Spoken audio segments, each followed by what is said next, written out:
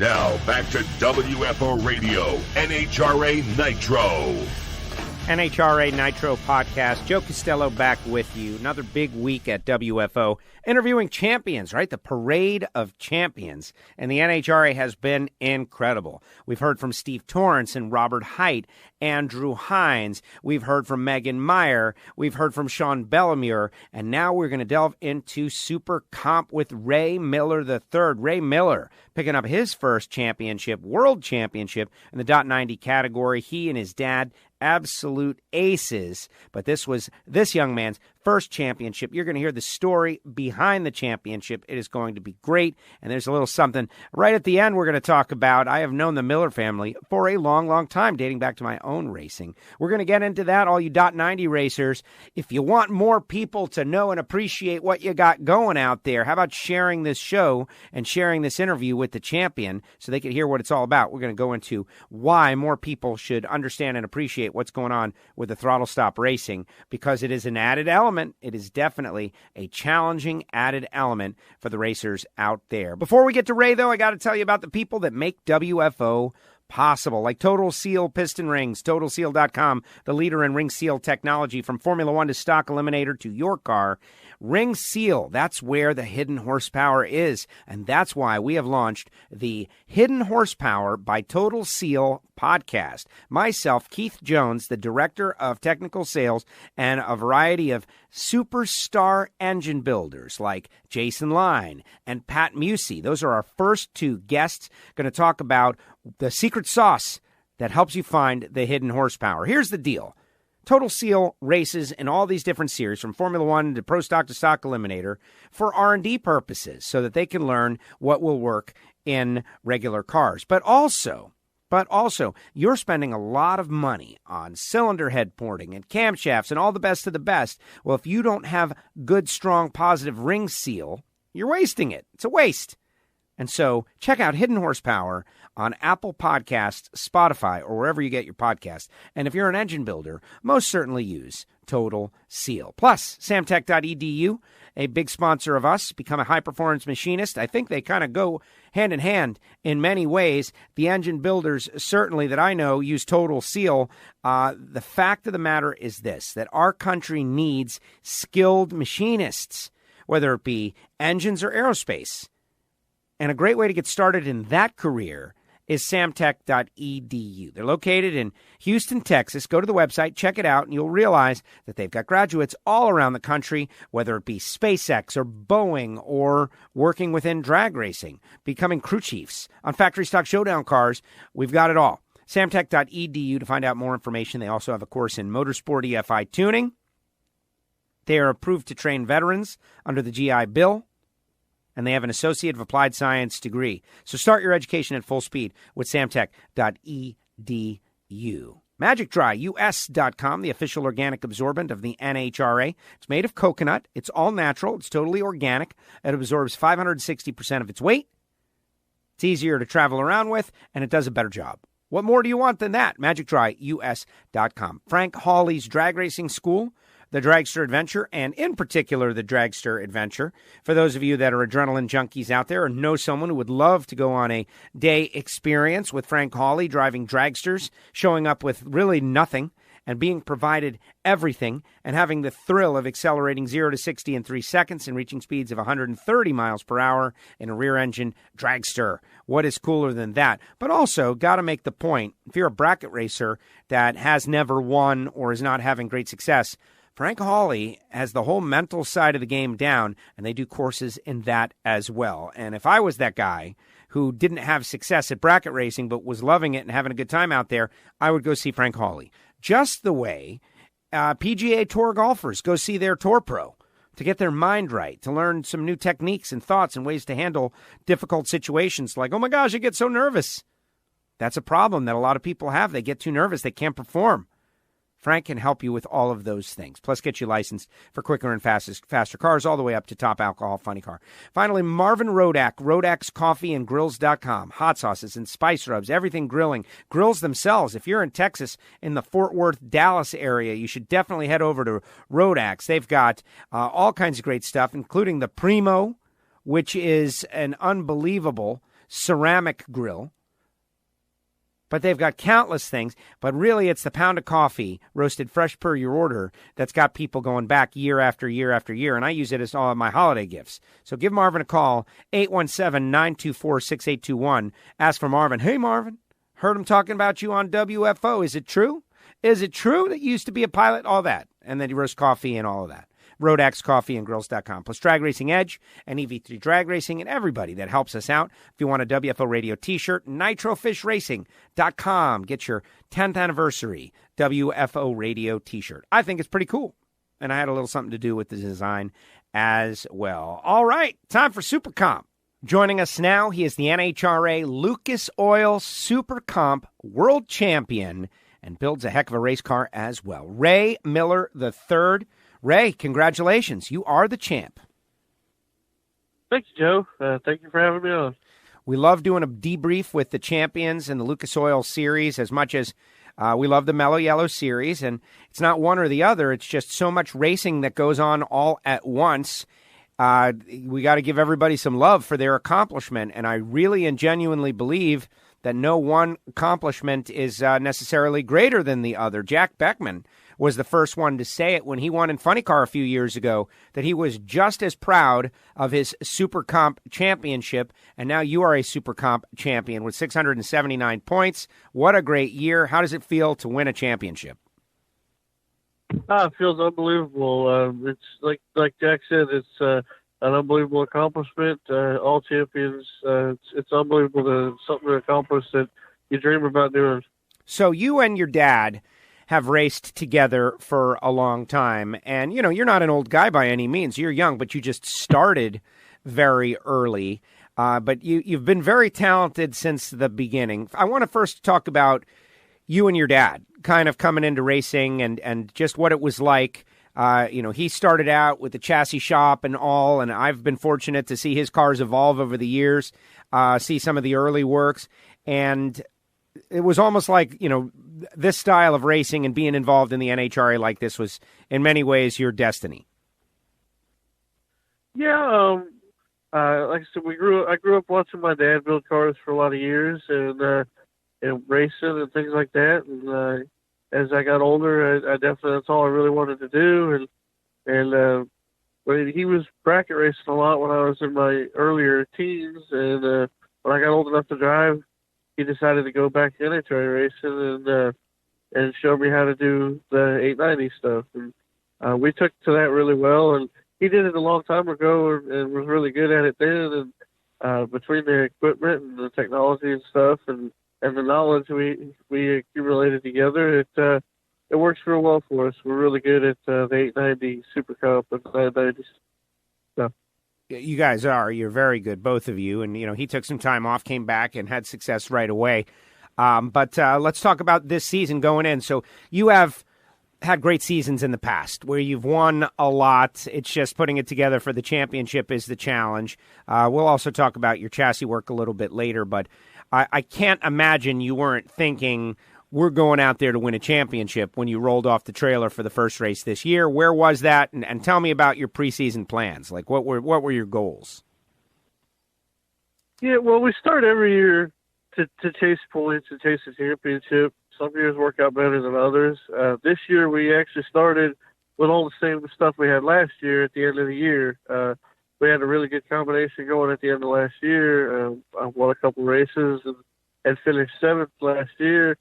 So this year we really didn't change anything. We just refined a couple things and freshened some stuff up. We started the year out pretty heavy, and the year started off really great. We won the first 3 division races we went to, and stayed pretty steady all year and was able to get the job done this year. Absolutely. I like that strategy, and we've heard it from a couple of our champions, and we see it in other forms of motorsport as well, that the team that uses the final 25% of the previous year to get ready for the next year usually has a leg up on everybody, and in some cases more so than the people who are fighting for the championship because they're focused on different things.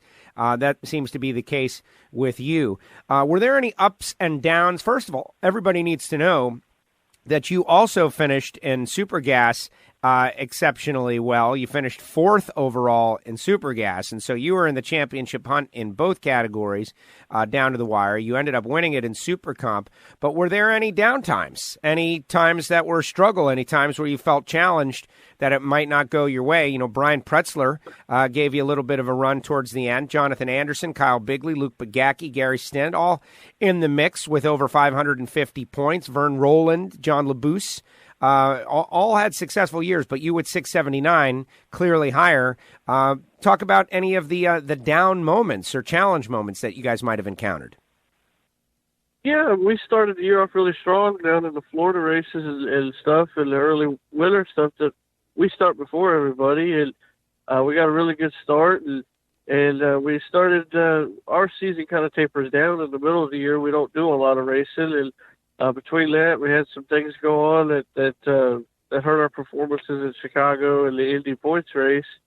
And then some people got on a roll. Luke got on a roll. Stinnett was doing real good. The guy out Division 6, Brian Presley, was doing good. They were all making moves and catching us. And I believe there was a span for about a week or two in the middle there that they passed us right in the middle of the year, and they had a lot of room. They had a lot of room for improvement left. So it kind of, at the beginning of the year, we were on such a good start that it was like, well, we're definitely going to be in the hunt.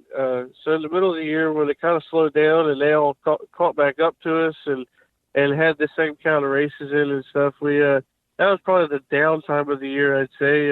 But then we went to Galat and doubled up at the points race, and that brought the season right back to life. So there you go. Then that was going to be my next question. Like, very memorable races, and in particular round victories that were the turning point, or if it had gone a different way, maybe you would not have ended up the champion. Or any that stick out in your mind that were critical round victories at certain races along the way, both divisional or national, that you can share with us? I'd say that the division racing a lot. We were under the pressure. Not so much in Super Gas at that point, but the Super Comp.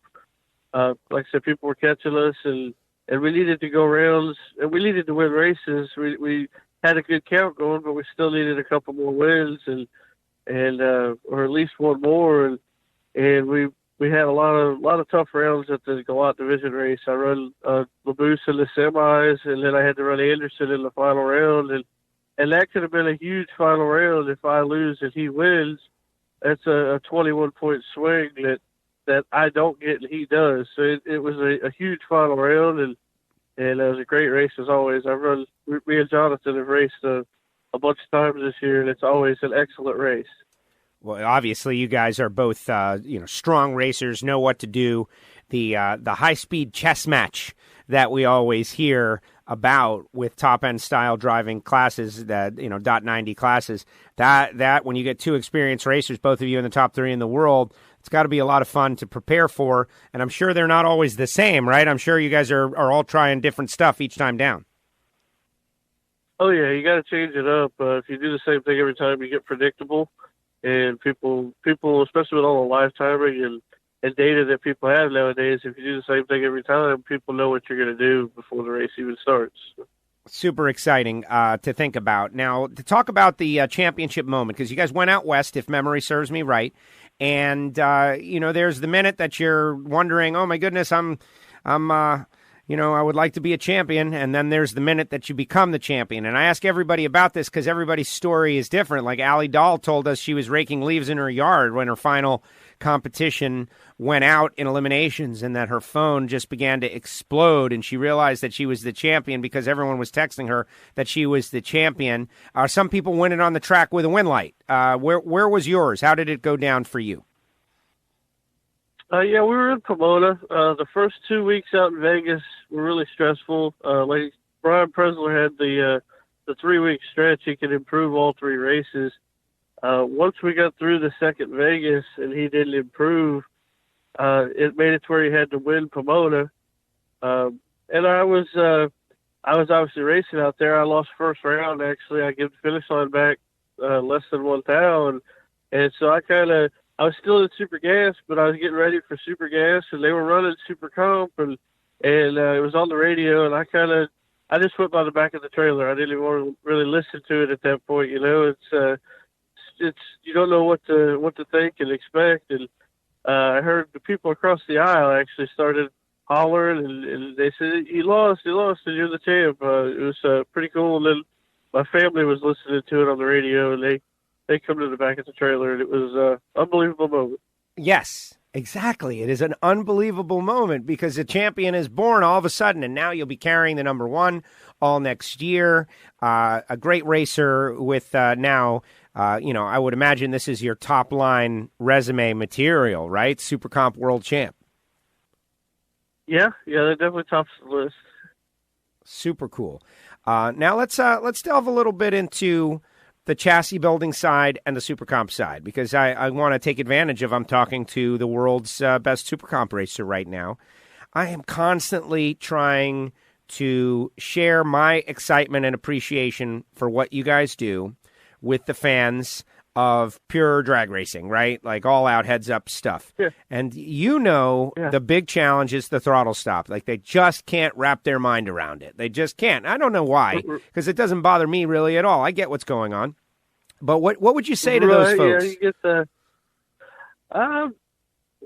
it just throws another challenge into the equation. It's very you got to be very methodical and challenge. It's a challenge that not everybody has in the racing. Your heads up classes is just first one to the finish line, and in bracket racing you can change the number on your car, but the 890, 990, and 1090 stuff is just so different. You got to look at so many different variables, track conditions, weather, and all the different changes, and it's just a different technique of racing, and we like it. It's really fun. Yes, well, exactly, and the whole, you're slowing down, it just confuses people, but you're still going 180 miles an hour. You were going 190 for a while, and actually, changed your car somewhat to in terms of all-out speed, because you felt like it was actually more advantageous to be a little bit, less top speed, but just a lot of attention to detail in these categories. Yeah, there's a lot of attention to detail and attention to different things that change. Like you said, the top speed, we were going to 190 there for a little while, and I was struggling a little bit with getting used to the different speed changes, and I felt like it was taking the element of the other driver in the other lane out of the equation, because at the point I was so fast, they weren't really trying to see what I was doing. They had a plan and they were sticking to it. Whereas I felt like if I went back to a 185 mile an hour car, that I was closer to them, and they would try to pay more attention to what I'm doing, and maybe make the mistake or do something that they wouldn't do if I was a 190 mile an hour car. So my dad actually, he does the 190 stuff now. He gets the faster motor and goes fast. I like it. Well, and I think that's a perfect example. I use card play, right? Like, poker as an analogy for this. If you do this, then I'm going to do that kind of stuff. And what the point you're making is that once you get over that 190 mile per hour number, people say, the heck with it. I can't do anything. And I don't have moves to make against that kind of speed differential. So I'm just going to stare at the wind light and hold it wide open and hope it happens, and I can understand your logic. Yeah, exactly. They come to the starting line with a set plan, whether it's to hold it wide open or a spot drop or rip the gas twice, or they just have their plan in their head, and unless something's obviously crazy different, they don't change from it. And with the technology we have now, with all the weather stations and stuff, to dial 890 isn't as hard as it used to be. It's still challenging, and you get your different variables, but you get to certain races that the track don't change, and they can make them go 890 whenever they want. Right. And that's and you got to get in there, and I'm sure those are very tough races for everybody when, everyone can go low 00, and hit that number, and then what happens? Then it's like flipping coins. Right, yeah, that's true. Everybody can be 00 on the tree now, too, so there's a lot of luck involved, but sometimes you got to create your own luck. And the same guys get lucky who are the best guys, right? You look at the top 10 in the points, and these are all guys. It's funny how they get lucky over and over again. It's not about that. It's about, like you said, making your own luck. All right, let's talk to Ray Miller, the chassis builder now. I make a big fuss about you all the time because, I joke. It's a joke, but not really. It's really an observation that drag racing is a sport that attracts people with obsessive compulsive disorder, right? Like people who have extreme attention to detail. I can tell you my father loves drag racing and loves attention to detail. He was a Marine Corps drill instructor. And so, you think about making sure that everything is absolutely perfect at all times. He was trained in that, and he loves drag racing because of it. And you guys have made a name for yourselves, not only building great cars. There are other great car chassis builders out there, of course, successful ones. But what you guys, I think, is your calling card is the ability to go over and above when it comes to attention to detail. And you were some of the first doing what I deem to be, crazy level OCD stuff under the car, the transmission pan, that kind of things like what is nobody going to see? Let's make that beautiful. Where does that come from? Where did you guys come up with that? How did that become one of your things? I'm not really sure on that. Dad always had really nice cars, and over the years they've evolved. And he's always, every car we try to go a step better. And no different when I started with him building my cars. We always wanted to outdo the last one, and every time we bring one out, everybody says, "I don't know how you can outdo this one." And then we bring another one out, and it seems to be we outdid it. There's always something you can do, I guess.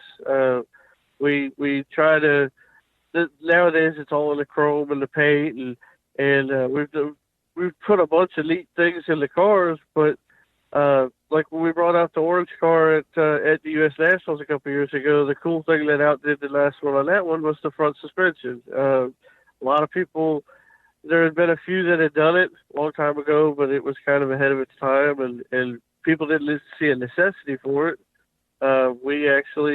We wouldn't even have built a new car at that time, but we thought we had a reason to do it, a reason to put the suspension on it. And when we did it, we made it look as cool as we could and did all the things we thought were right, and it worked out real well. Everybody seems to love the front suspension. What's it like driving with the front suspension? I have spoken with Gary Stinnett, and if memory serves me right, he took one of yours out there because you run his power as of the last time we spoke, and he runs your chassis, which is a nice little arrangement of two of the greats in Super Comp. But the front suspension, I had heard for years that, it's a dragster or whatever. But now I'm talking to people who have them. Gary is one of them, and it's like, oh, wow, different level ride. Like, people don't think you want to have a nice ride, but that's part of it. You want to have a nice ride as you're going down the track at 185. Yeah, the smoother the car is and the nicer the ride is, the more you can focus on your opponent and judge the finish line and things like that. And in the front suspension, when horsepower evolved and we all started going faster and bigger motors and aluminum blocks and things like that, we started to see the necessity for that, and that's why we did it. I think that it helped reaction times out a ton. With the wheels stay in the beam, so it's always the reaction times are real consistent. The ride is smoother. We have not found a negative to it. It saves the life of the chassis and the trailer. All around, it's been real good. Wow! So it also prevents the wheel coming out of the beam. For people that don't know, every once in a while. And it just seems to happen at the worst possible time for many super comp racers. Instead of moving forward and rolling out of the beam, the wheel will just kind of come straight up and cause a red light. So that's another benefit? Yeah, that's another benefit. That's one of the main reasons we did it, actually. Wow. No, that's very interesting, and I've heard that story from lots of super comp racers. Like, how'd you lose? Oh, you snatched the wheel out of the beam, and that is that. Ray, great to chat with you. Very cool. Let me ask you one more question, just on the super comp, super gas thing. Since you're, not only are you a champ, but you're a cutting edge thinker in the class. And, the class is popular and more people are doing it, or a lot of people want to do it. Big money bracket racing is also a big thing, though. We do have the challenge of explaining it, but whatever, it is what it is. Where do you see this thing going? Like, what's next for the .90 super gas, super comp cars? Like, big mile per hour is something we spoke with Troy Coughlin about years ago. He was one of the first to go, 180, 190 in super gas. He won it at Indy and the whole thing. And we've seen that. And then you just told us that, maybe backing down off of that a little bit. And there's constant evolution going on in these categories. But, what do you think is the next layer? Like, where is it going? I'm not really sure. The big horsepower and the mile an hour is a huge thing. Everybody's putting bigger motors. Nobody ever slows their car down. They always go bigger and faster and better. I don't know unless you're Chris Gerritsen. Unless you're possibly get. Unless you're Chris Gerritsen, who is doing a different move altogether. Yeah, he's doing it totally opposite of everybody, and it works for him sometimes. It's very hard to make your car consistent doing that down track compared to what we do up at the front. It's totally different, and it's very hard to get it consistent doing that. But he's had success with it. The biggest thing is I don't know how much faster we could go without getting blower motors and stuff like that in here. I mean, 195 is pretty much the end of the world with naturally aspirated horsepower, I would think, and unless they start changing indexes or something, I'm going to say it's pretty much we're topped out. I say that, but every somebody will come out with something crazy that'll go fast. But what about the index change? That has been a point of debate, like just discussion in that when 890 was selected, it was a different world, right? Guys were pulling 454s out of junkyards and putting an intake and maybe heads on them. And, 890, they were building cars that were going 820s and backing them down to 890s. And it was a nice, easy way to race. That's where it all started. Now, most of these cars, like if you don't mind telling us, if you took the throttle stop off your car, what would it run? Do you know? 680s. 680s. Okay, so if we decrease the index from 890 to 790, as some people have said, like that could be an interesting thing to keep the fans a little more interested because you would be spending a lot less time on the throttle stop. Do you see that being good, bad, not beneficial? What are your thoughts on that? I don't see it hurting anything. There's very few cars that can't run 790 in our class. Chris Garrison would be one of them probably, but there's very few that can't run 790, even if they moved it a half a second to 840. But the thing I would say that would help them there is where track conditions get kind of iffy and we're coming off throttle stop at 300 feet, whereas if you're running a 790 index, you would come off throttle stop a lot sooner, and we'd be in a little bit better track area with 1,400 horsepower to come off throttle stop. Interesting. But so would you make, like, if, I don't want to say gun to your head because that's just unnecessary, but if you were in charge, like, was that a move that you would make? Do you talk to people? Do people talk about that? Is that something that's actively discussed or not really on the radar? I would say it's actually hasn't really been discussed that much lately. It was a few years back. It was a real hot topic, and there was the handful of people that couldn't run 790 or wouldn't have a lot of throttle stop didn't like it, and they kind of axed the whole thought or theory right then and stayed with the 890 deal. It's either that or they would have to limit the class somehow, but I don't see them doing that. Interesting stuff. Ray, congratulations on a whole host of issues. Like, number one, you and your family show up to these races. You guys all race together. You hang out together. It's really nice to watch you guys all do it and travel and work together. You build a great product. I know there are other chassis out there that are really successful and really strong.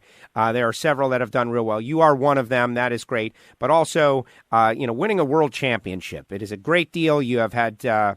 what a strong year, but really you've linked a bunch of them together, and this is the one that you scored the championship with. What is your plan for next year? Are you going to go out it again? You're going to try to win back-to-back? What is your schedule looking like for 2020?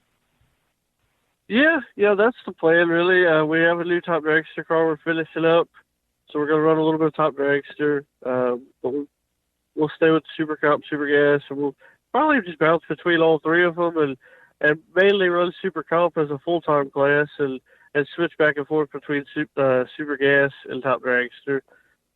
Just see where we go with those, and definitely try to defend. There's only been one guy to ever do that, so there's only, like I said, there's only one way to go from the top. But hopefully, I can stay close to the top. Who was that to win back-to-back in Super Comp? Refresh my memory. Sean Langdon, I believe. Yeah. He's pretty Stinnett good. Might have done it too, I think. I know Stinnett's won 4, but I don't know if he won 2 back-to-back. I know he'd be close. Well, we'll dig into that real quick and find out. Yeah, Langdon, of course. He went on to some pretty good things. And let me ask you that. You got any aspirations to do anything, any of the Go Fast stuff? Like if somebody came to you and said, hey, kid, I know you're good. You win a lot. And I know you know about chassis dynamics and stuff. Drive my car. Would you do it? Yeah, I mean, if the money would come along, it has to be. I don't think I could afford it, but if somebody said they wanted me to drive one, I would do it. I'm not sure. I've always loved Pro Stock. That's always a really cool class, but that costs more money than Top Fuel probably. So. Yeah, well, it's not inexpensive, but then again, none of it is. It's all different layers of that. But I just wanted to know your ultimate aspirations. Ray, thank you so much. Congratulations. Good job winning the championship. You put on a heck of a show this year, you and your dad and your family.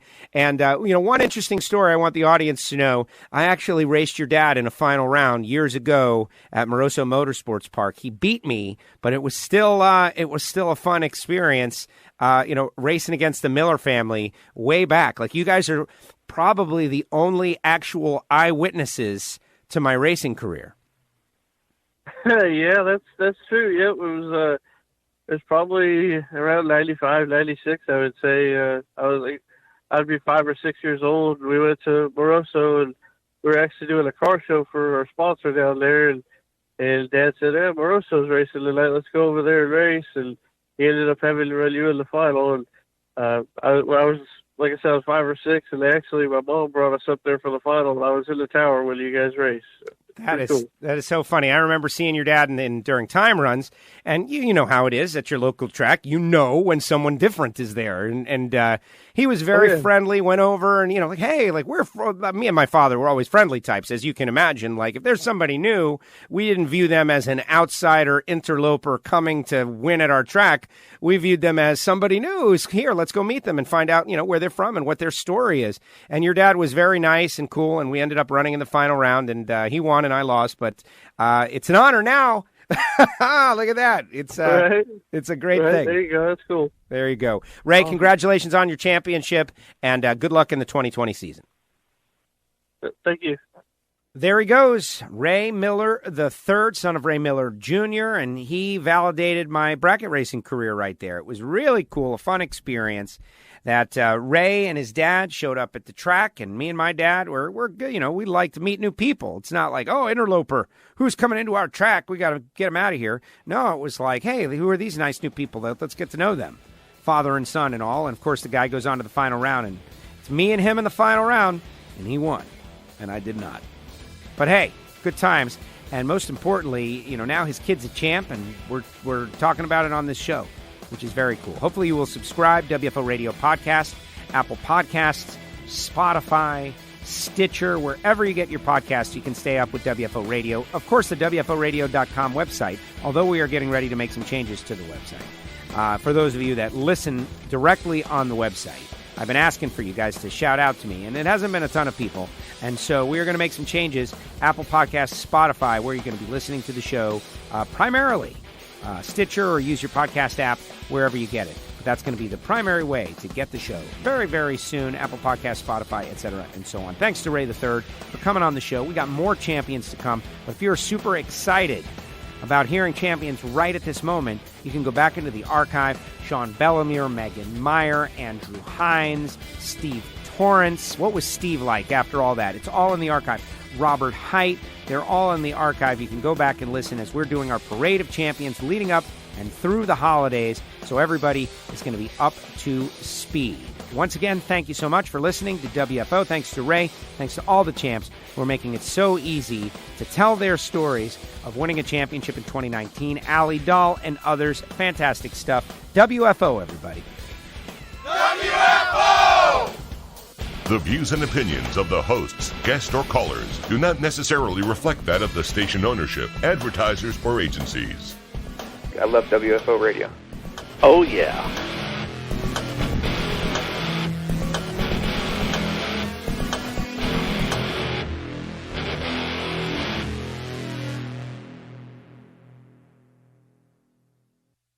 Your education. What are you doing? Look, I know you want to become an engine builder. I know you want to work in a machine shop. I know you know that that is a very in-demand position, but you think you could probably learn it by hanging around the shop. The way to do it is to go the School of Automotive Machinist and Technology route, samtech.edu, where you can do all of those things except get an accredited education by real racers, where they don't sponsor race cars. Their cars are the curriculum. samtech.edu.